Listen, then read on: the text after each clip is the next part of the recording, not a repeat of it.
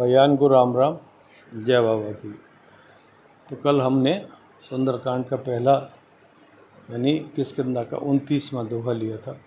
बल बांधत प्रभु बाढ़ियो, सो तनु बरन न जाए, उभय घरी में दीनी सात प्रदक्षिण धाय। तो राजा बलि का उद्धार करने के लिए जो वामन अवतार भगवान विष्णु ने लिया था, 2.5 पग में आकाश पाताल और पृथ्वी को नापकर, तीसरा पग उसके सर पर रखने के लिए, उसका उद्धार करने के लिए ऐसी कंडीशन लगाई थी कि मुझे 3 पग जगह चाहिए। तो कंडीशन पूरी करके राजा बलि का उद्धार कर दिया भगवान ने। लेकिन उस समय वहाँ जामवन जी मौजूद थे और इतने विशाल शरीर की उन्होंने 7 प्रदक्षिणाएँ की।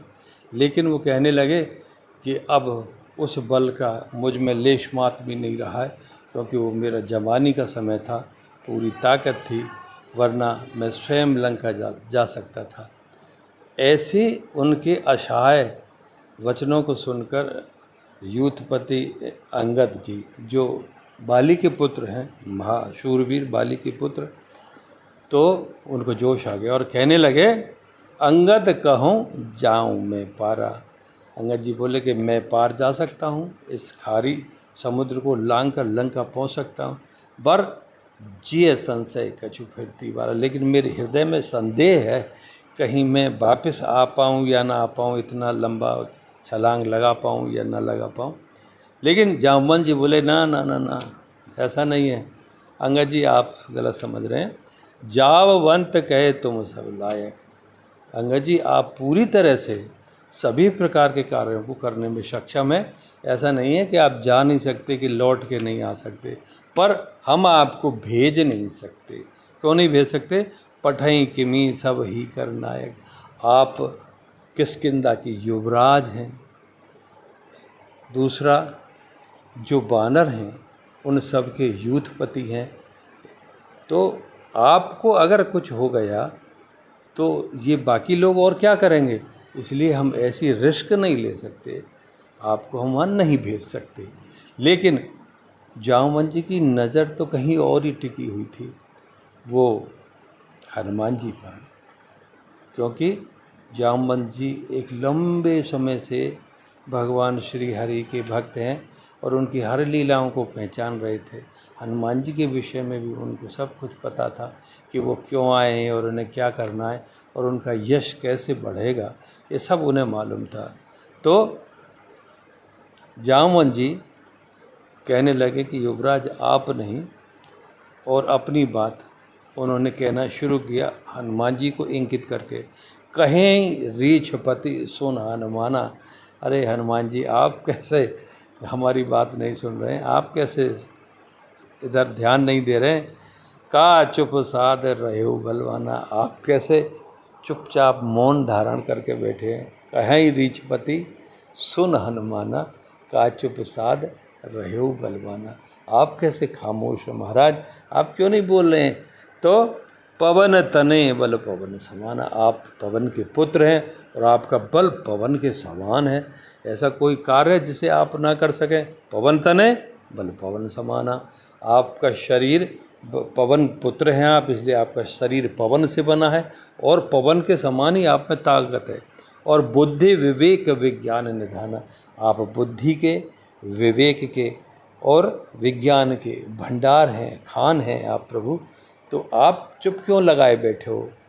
तो कवन सो काज कठिन जग माही, जो नहीं हो तात तुम पाई। हे हनुमान जी, हे तात, हे भैया हनुमान, ऐसा कोई काम है जिसे आप ना कर सकें? कवन सो काज कठिन जग माही, ऐसा कोई काम नहीं है जिसे आप कर ना सकें। कोई कठिन काम ऐसा नहीं है। जो नहीं हो तात तुम पाई, जो आपसे हो ना, ऐसी कोई संभावना ही नहीं है।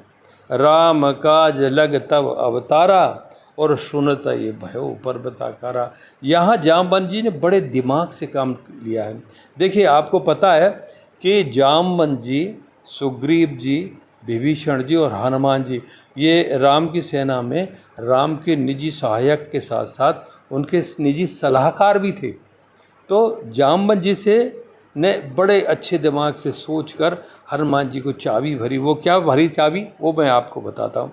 राम काज लग तब अवतारा, सुनतई भयो पर्वताकारा। हे हनुमान जी, आपका इस पृथ्वी पर आगमन, आपका अवतार इस पृथ्वी पर इसलिए नहीं हुआ है कि आप चुप बैठे हैं, खामोश बैठे हैं। आपका तो अवतार इसलिए हुआ है कि राम काज आपको करने हैं, और ये राम का ही कार्य है, इसलिए आपका अवतार ही राम काज करने को हुआ है। ऐसा सुनते ही महावीर हनुमान, सुनते ही भयो पर्वताकारा। ऐसे सुनते भगवान हनुमान पर्वत के समान रूप रख लिया उन्होंने, बहुत विशाल पर्वत के समान रूप रखा, बढ़ा लिया अपना शरीर। और कनक बरन तन तेज विराजा, मानव अपर गिरई कर राजा। कनक बरन तन तेज, स्वर्ण के समान उनके शरीर में से चमक मार रही थी। कनक स्वर्ण को कहते हैं, कनक बरन, बरन माने शरीर, कनक बरन तन तेज विराजा, उनके शरीर से सोने की सी झलक मार रही थी, तेज निकल रहा था। मानव अपर गिरई कर राजा, ऐसा लगता था कि राजा, पर्वतों के जो राजा हैं, पर्वतों के राजा सुमेरु, जैसे दूसरा कोई सुमेरु पर्वत आकर खड़ा हो गया हो, क्योंकि विशाल उन्होंने शरीर रख लिया था, अपना विशालकाय शरीर। ऐसी स्थिति में ऐसा दिखने में पड़ रहा था कि एक दूसरा पर्वत, पर्वतों का राजा सुमेरु और आकर खड़ा हो गया है। कनक बरन तन तेज विराजा, मानव अपर गिरई कर राजा, मतलब गिरही का माजा जो पर्वत हैं उनके राजा सुमेरु। सिंह नाद कर बारही बारा, लीलही नागों जलनि दिखारा। और इतना बड़ा रूप रख के हनुमान जी बार बार सिंह की तरह गर्जना करने लगे, जोर जोर से बोलने लगे, दहाड़ने लगे। लीलही नागों जलनि दिखारा, और बोलने लगे, क्या बोलने लगे, लीलही नागों जलनि दिखारा। इस खारी समुद्र को मैं खेल खेल में ही लांग जाऊंगा। जामवन जी मुझे बताइए क्या करना है। तो सहित सहाय राम नहीं मारी, जामवन जी से कह रहे हैं हनुमान जी, सहित सहाय, जो रावण के अंगरक्षक हैं उन सहित, और राम नहीं मारा, रावण को भी मार दूं, उसके अंगरक्षकों को भी मार दूं। सहित सहाय राम नहीं मारी, दोनों को मारूं, अंगरक्षकों को मारूं, रावण को मारूं, और आनो यहाँ त्रिकूट उपारी, और जो लंका में त्रिकूट पर्वत है उसको भी उखाड़ के मैं आपके पास ला के रख दूं। लेकिन जामवंत मैं पूछूं तो ही। हनुमान जी इतने जोश में सब बोला, लेकिन बुद्धि विवेक विज्ञान निधाना, थोड़ा सोचा, फिर बोले, हे जामवन जी मुझे आप ये बताइए। जामवंत मैं पूछूं तो ही। पूछने लगे जामवन जी से, क्या उचित से गावन दीजो मोय, मुझे उचित सलाह देना, कहीं ऐसा ना हो मैं कुछ गलत काम कर दूं। हनुमान जी ने जामवन जी से पूछा, उचित सिखावन दीजो मोय, मुझे सही सलाह देना। जामवंत में पूछे तो जामवन जी से पूछने लगे हनुमान जी, मुझे सही सलाह आप देना। इतना करऊं तात तुम जाई। तब जामवन जी ने कहा कि हनुमान जी, अरे नहीं नहीं, आप तो बहुत ज़्यादा आगे बढ़ गए, इतना करने की आवश्यकता नहीं है आपको। इतना करो तात तुम, हे भैया हनुमान, आप सिर्फ वहाँ चले जाइए, इतना करो तात तुम जाई, तुम वहाँ चले जाओ बस, और सीधे ही देख कहूँ सुधाई, और सीता जी को देख के कि उनकी क्या हालत है, सब ठीक ठाक तो है ना, इतना देख कर लौट आना।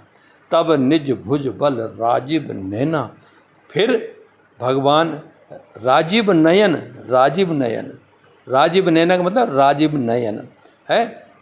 तब निज भुज बल, वो अपने ही भुजाओं से भगवान राम, कौतुक लाग संग कब कहना, सेना जो बानरों की सेना, उसको तो खेल के लिए साथ में रहेंगे, ताकि कोई ना कोई, इतने बड़े रावण को अकेले राम ने कैसे मार दिया, इसलिए थोड़े से बानर भालू भी साथ लेंगे, केवल खेल के लिए, दिखावे के लिए। तब निज भुज बल राजीव नैना, और कौतुक लाग संग कपि सेना, तो उनको थोड़ा साथ लेंगे और साथ लेकर वहाँ जाएंगे और सीता माता को लेके आएंगे, रावण पर विजय प्राप्त करके आएंगे। कपि सैन संग संहार निश्चर, राम सीता ही आन है। कपि सैन संग संहार निश्चर, कपि सेन संग, सेना के साथ, किसके? कपि की सेना के साथ में, बानरों की सेना के साथ, संहार निश्चर, जो निश्चर हैं, जो आसुरी शक्ति है, उनका संहार करके राम सीतई आन है।